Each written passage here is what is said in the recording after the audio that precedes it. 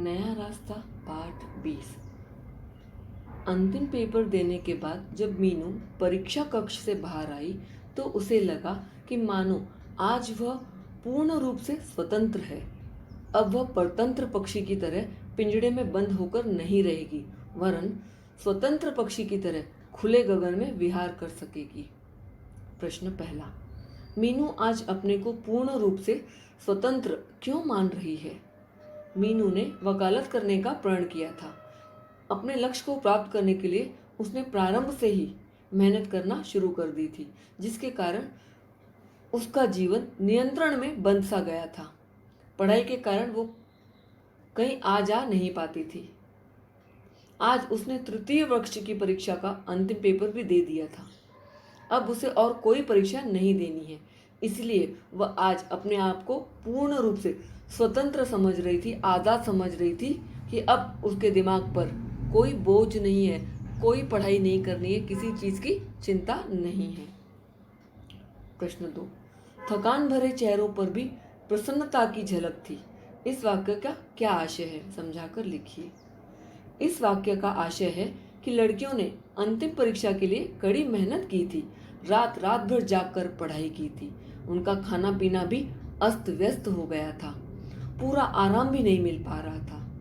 इस कारण उनके चेहरों पर भी थकान थी। आज उनका अंतिम पेपर हो गया था, अब वे पढ़ाई के बोझ से मुक्त हो चुकी थी, इसीलिए उनके चेहरों पर प्रसन्नता झलक रही थी कि उन्हें कोई पढ़ाई नहीं करनी है।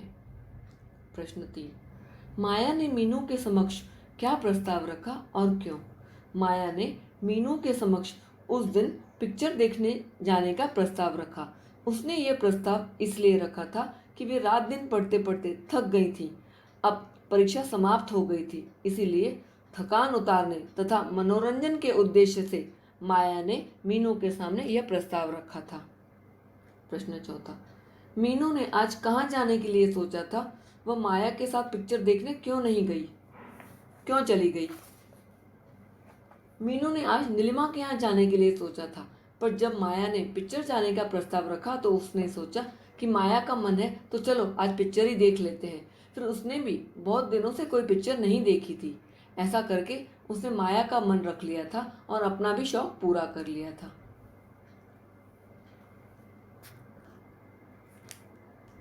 अवतरण 2, जैसे ही मीनू ने अपने कमरे का ताला खोलने के लिए अपने पर्स से ताली निकाली, सामने से नीलिमा व सुरेंद्र जी आते दिखाई दिए। प्रश्न पहला, नीलिमा व सुरेंद्र जी के यहाँ आने का मुख्य उद्देश्य क्या था? नीलिमा व सुरेंद्र जी के ने कहा कि वे पहले ही मीनू से मिलना चाहते थे, परंतु मीनू पढ़ाई में व्यस्त थी, उसकी पढ़ाई में बाधा ना हो, विघ्न पैदा ना हो। नीलिमा को पता था कि उसकी परीक्षाएं चल रही थी, तो वो उसकी पढ़ाई में रुकावट पैदा नहीं करना चाहती थी, इसीलिए वे 2-3 दिन और रुके मीनू से मिलने के लिए। उनके आने का मुख्य उद्देश्य था कि वे मीनू को यह समाचार देना चाहते थे कि 3 दिन पहले अमित का कार का एक्सीडेंट हो गया है और इस समय उसकी हालत काफ़ी नाजुक है। वे मीनू को बताना चाहते थे कि अमित मीनू को याद कर रहा था और उन्होंने मीनू को अमित को अस्पताल में थोड़ी देर के लिए मिलने को कहा।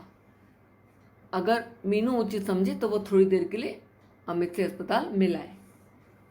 प्रश्न 2, अमित का कार एक्सीडेंट कैसे हो गया था? नीलिमा ने अमित की दशा का वर्णन किस प्रकार से किया और क्या बताया? अमित के कार के ब्रेक फेल हो गए थे और इसीलिए कार पेड़ से जा टकराई। इसी तरह अमित का कार एक्सीडेंट हो गया और उसी एक्सीडेंट में उसके हाथों पैरों की हड्डियां चकनाचूर हो गई थी, पूरे शरीर पर भी गहरी चोटें आई थी। इस प्रकार नीलिमा ने अमित की दशा का वर्णन मीनू के सामने किया। प्रश्न 3, नीलिमा ने मीनू को अमित का कौन सा संदेश सुनाया? संदेश सुनकर मीनू ने क्या कहा? नीलिमा ने मीनू को अमित का यह संदेश सुनाया कि अमित मीनू को याद कर रहा था। उन्होंने कहा कि यदि मीनू उचित समझे तो उसे थोड़ी देर के लिए अस्पताल जाकर अमित से मिलना चाहिए। मीनू ने यह कहा कि कल सुबह जाकर वो अमित से मिल आएगी। उसने नीलिमा से अस्पताल का नाम पूछा। प्रश्न 4, नीलिमा और सुरेंद्र के जाने के बाद मीनू के मन में कैसे विचार आते रहे? वह रात उसने कैसे बिताई।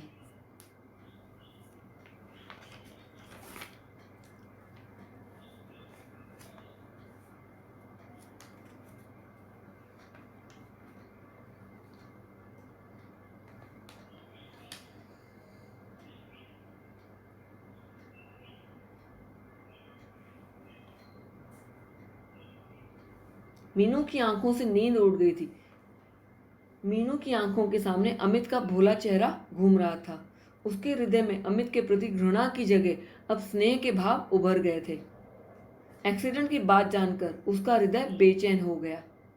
मीनू रात भर करवटें बदलती रही और उसके सामने अमित के नेत्र, जो अपनी मूक भाषा में कुछ कहना चाहते थे कि वह निर्दोष है, यही दिख रहे थे।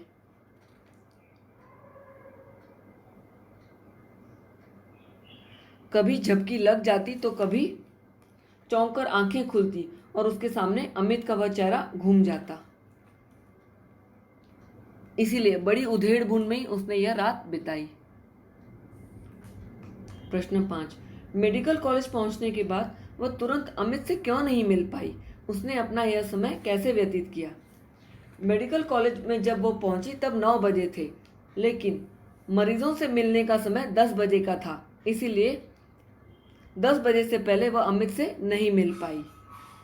इसीलिए वह 1 घंटा कैसे व्यतीत करे, इसीलिए उसने एक पत्रिका खरीदी और बेंच पर बैठकर वो पत्रिका पढ़ने लगी और हर 10-10 मिनट में उसकी नज़र घड़ी पर चली जाती। वो 10-10 मिनट वो पल काटना उसके लिए बहुत ही कठिन हो रहा था, क्योंकि वह अमित से मिलने के लिए बेचैन थी। अवतरण 3। मैं जानता हूँ कि तुम्हारे दिल में मेरे लिए बहुत घृणा है। मैंने कई बार कोशिश की कि तुमसे सारी बातें स्पष्ट कर दूं, परंतु दुर्भाग्यवश ऐसा मौका ही कहाँ मिला। उपर्युक्त पंक्तियां किसने, किससे और क्यों कही। उपर्युक्त पंक्तियां अमित ने मीनू से तब कही जब मीनू अमित से मिलने मेडिकल कॉलेज अस्पताल गई थी। उसने यह वाक्य मीनू से इसलिए कहे क्योंकि वह मीनू से मिलकर अपनी गलतियों की माफ़ी मांगना चाहता था और उसी के कारण मीनू के मन में घृणा थी, यह उसे भली भांति पता था। तो इन सारी बातों को, गलतफहमियों को दूर कर अपनी गलती की माफ़ी मांगना चाहता था, इसलिए उसने मीनू से ये सारी बातें कही। वक्ता के अनुसार उसने श्रोता की भावनाओं को किस प्रकार ठेस पहुंचाई थी। वक्ता के अनुसार, अमित के अनुसार उसने मीनू के दिल को भारी ठेस पहुंचाई थी। वो सर्वगुण संपन्न होने के बावजूद, कुशाग्र बुद्धि होने के बावजूद उसका रिश्ता सिर्फ और सिर्फ उसकी नासमझी के कारण ठुकराया गया था। पैसों की लालच में आकर उसके माता पिता ने मीनू का रिश्ता ठुकरा दिया था और वो भी माता पिता के सामने कुछ बोल ना सका था। वह चुप रहा। ये सारी बातें होने के बावजूद वह चुप रहा और इसी के चलते उसने मीनू की भावनाओं को ठेस पहुंचाई थी। उसे भली भांति पता था कि अगर वो उस समय कुछ बोलता तो ये सब बातें ना होती, मीनू से ही उसकी शादी होती। प्रश्न 3। वक्ता ने अपने मन की बात श्रोता को किन शब्दों में बताई। अमित ने अपने मन की बात बताते हुए मीनू से कहा कि जब से मैंने तुम्हें पहली बार देखा था तो मुझे लगा कि तुम ही मेरे अरमानों की मंजिल हो। मैं तुम्हें ही हमेशा के लिए पा लेना चाहता था,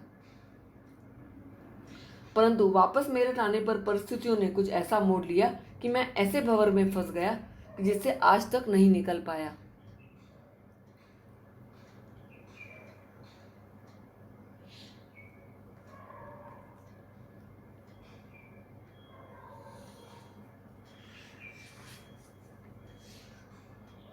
घर पहुंचने पर उसने देखा कि मेरठ के बहुत धनी व्यक्ति अपनी लड़की का रिश्ता लेकर आए थे। अमित नहीं चाहता था कि वह उस लड़की से शादी हो, परंतु अपने माता पिता के सामने वह बोल न सका। जब वहां से रिश्ता टूट गया तो अमित ने निश्चय किया कि वह और कोई लड़की देखने का प्रयास ही नहीं करेगा, क्योंकि उसके मन में तो मीनू का भोला चेहरा ही बस गया था।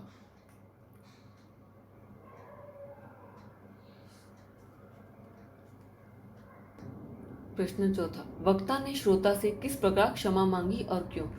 अमित ने मीनू से यह कहकर क्षमा मांगी कि मैंने तुम्हें अपने जीवन संगिनी मान लिया था।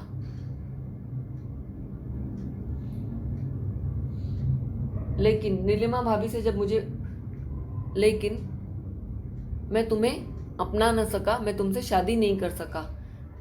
मेरे दबू स्वभाव के कारण ही तुम्हारे दिल को ठेस पहुंची है। मेरे कारण ही तुम्हारे मन में हीन भावना घर कर गई है। मेरे कारण ही तुम उदास हो चुकी हो। इसलिए मैं तुमसे सामने मिलकर अपनी मन की भावनाओं को व्यक्त करना चाहता था। तुम्हें प्रत्यक्ष रूप से तुमसे माफी मांगकर अपने जीवन की सारी सच्चाई तुम्हें सामने बताना चाहता था। वैसे तो मेरे अपराध की सजा मुझे ईश्वर ने दे दी है। अब मैं चाहता हूं कि तुम भी मुझे क्षमा कर दो। न जाने कितने दिन मेरी हालत ऐसी रहेगी, न जाने मैं जीवित रह पाऊंगा कि नहीं। तो मरने से पहले तुम मुझे क्षमा कर दो तो मैं भी चैन से मर सकूंगा। इस प्रकार अमित ने मीनू से माफी मांगी।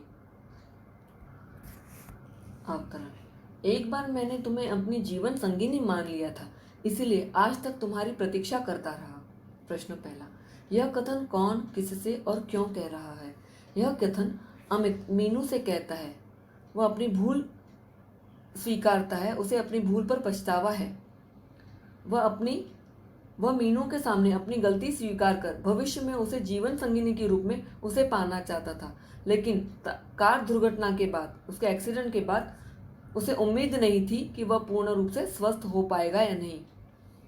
अपने हृदय की इन्हीं बातों को वो मीनू तक पहुंचाना चाहता था, इसलिए उसने ये सब बातें मीनू के सामने कही।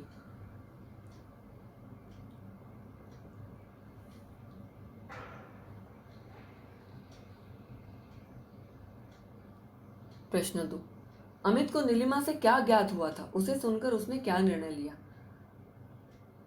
अमित को नीलिमा से यह ज्ञात हुआ था कि अमित के रिश्ते की नामंजूरी से दुखी होकर मीनू ने शादी न करने का निर्णय ले लिया था और वकालत की पढ़ाई पूरी कर अपने पांव पर खड़ी रहने का फैसला किया था, ताकि वह जीवन में एक लक्ष्य हासिल कर सके और स्वावलंबी बन सके।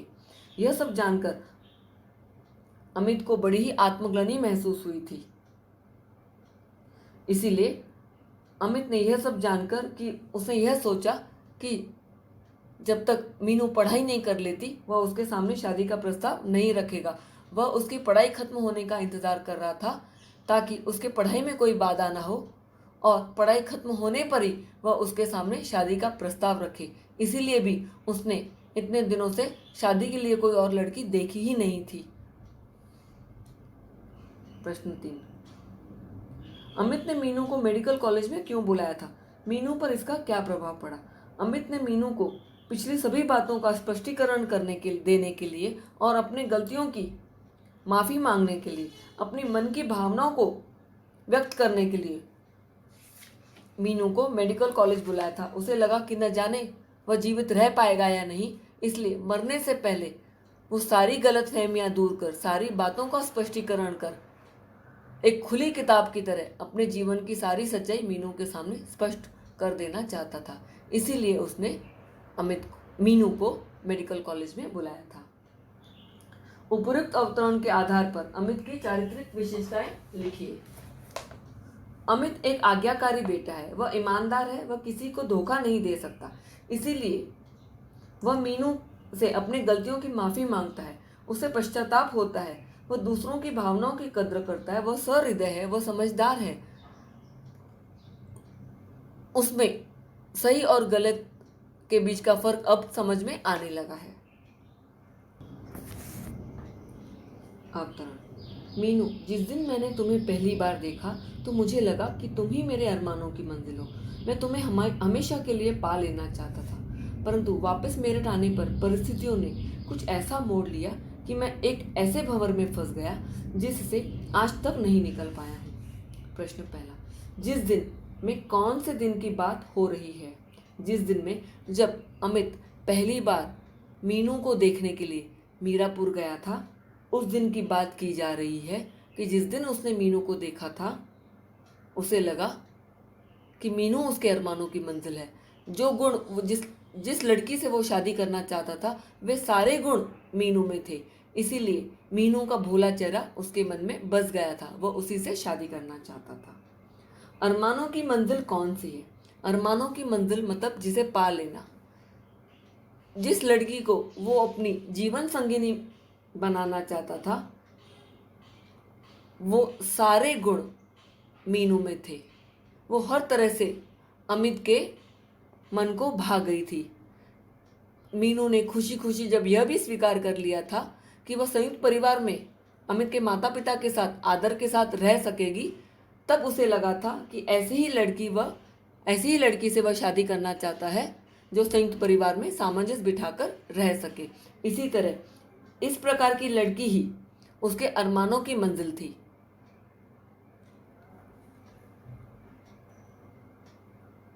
प्रश्न 3, अमित किस भंवर में पड़ गया था? अमित जब मीनू को देखकर अपने घर लौटे तब वहां पर मेरठ के एक बहुत प्रतिष्ठित व धनी व्यक्ति अपनी लड़की का रिश्ता लेकर आए हुए थे। अमित नहीं चाहता था कि वह उस लड़की से उसकी शादी हो, परंतु माता पिता के सामने वह बोल न सका। लेकिन कुछ समय बाद कुछ लड़की वालों ने कुछ ऐसे वचन कह दिए थे तो वहां पर भी उसका रिश्ता टूट गया था। इसीलिए उसके बाद उसने और कोई लड़की देखने का निश्चय ही नहीं किया था। उसके मन में तो मीनू का भोला चेहरा ही बस गया था। इसीलिए अमित असमंजस के भंवर में फंस गया था। जब नीलिमा से उसे पता चला था कि मीनू कुछ निराश सी हो चुकी है, वह अपने पांव पर खड़ी होना चाहती है, वह आत्मग्लानि महसूस करता है और वह चाहता है कि मीनू के सामने शादी का प्रस्ताव रखे, परंतु आज भगवान ने उसे इस लायक नहीं छोड़ा था कि वह मीनू के सामने शादी का प्रस्ताव रख सके। इसीलिए समय के भाग्य के असमंजस में भंवर में अमित फंस चुका था। अमित के माता पिता किस बात से दुखी थे? अमित के माता पिता इस बात से दुखी थे जब से धनीमल जी के यहाँ से सरिता से उसका रिश्ता क्या छूटा था, अमित ने और कोई लड़की देखने का विचार ही नहीं किया था। शादी के लिए उसने और कोई लड़की देखना स्वीकार ही नहीं किया था। इस बात को लेकर उसके माता पिता काफी दुखी थे और अब तो उसका कार एक्सीडेंट हो गया था तो और भी ज्यादा वे दुखी हो चले थे। अवतरण। मीनू, मैं इस समय मृत्युशैया पर पड़ा हूँ। न जाने कितने दिन की जिंदगी और है, परंतु जब तक मुझे क्षमा नहीं करोगी तब तक मैं चैन से मर भी नहीं सकूंगा। प्रश्न पहला, अपने बारे में अमित ऐसा क्यों कह रहा है? समझाकर लिखिए। अमित का गंभीर कार एक्सीडेंट हो गया था। उसकी हालत बहुत नाजुक थी। उसे उम्मीद नहीं थी कि वह जीवित बचेगा या नहीं। इसीलिए अपनी गलतियों की माफी मांगते हुए, सारी बातों का स्पष्टीकरण करते हुए वह मीनू से यह सब कहता है कि उसे बड़ा पश्चाताप है। वह चाहता है कि मरने से पहले वह यह बोझ लेकर ना मरे कि मीनू ने उसे क्षमा नहीं किया। प्रश्न 2, इन शब्दों की मीनू पर क्या प्रतिक्रिया होती है? उसने क्या उत्तर दिया? अमित के शब्द मीनू के हृदय को बेचैन कर देते हैं और वह भावुक होकर कहती है कि वह ऐसी बातें ना करे, उसे कुछ नहीं होगा, ईश्वर की कृपा से वह ठीक हो जाएगा, इसमें उसकी कोई भी गलती नहीं है।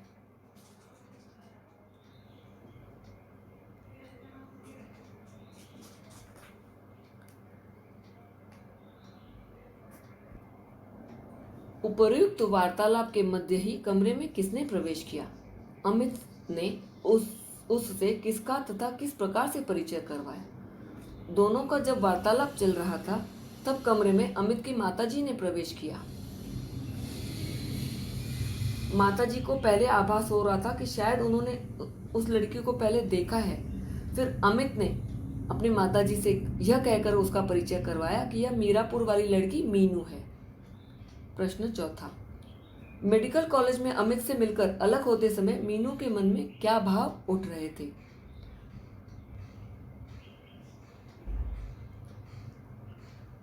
जब मेडिकल कॉलेज से अमित से मिलकर जब वह मीनू अलग हो रही थी तो उसके मन में, मीनू के मन में अमित के प्रति प्यार व दया की भावना उमड़ पड़ी। उसका मन हुआ कि काश वह कुछ समय तक अपने अमित के पास रहकर उसकी सेवा कर पाती। आज मीनू को आभास सा हो रहा था कि अमित का और उसका न जाने कितना पुराना रिश्ता है, परंतु क्या उसका यहाँ रहना उचित होगा? यह सब बातें उसके मस्तिष्क में घूमने लगी और इसलिए वहां से जाने का ही उसने निर्णय लिया। अमित में क्या कहने का साहस नहीं था। उसके उदास नेत्रों को देखकर मीनू की क्या प्रतिक्रिया हुई। जब मीनू अस्पताल से जाने के लिए उठ खड़ी हुई तब अमित उदास हो गया। वह चाहता था कि मीनू उसके पास कुछ देर और बैठे, पर उसके अंदर साहस ही नहीं था। किस रिश्ते से, किस हक से वह मीनू को कहता कि वह उसके साथ बैठे, उससे कुछ और बातें करे, क्योंकि उसे भली भांति पता था कि उसी के कारण मीनू के दिल को ठेस पहुंची थी। उसके उदास नेत्रों को देखकर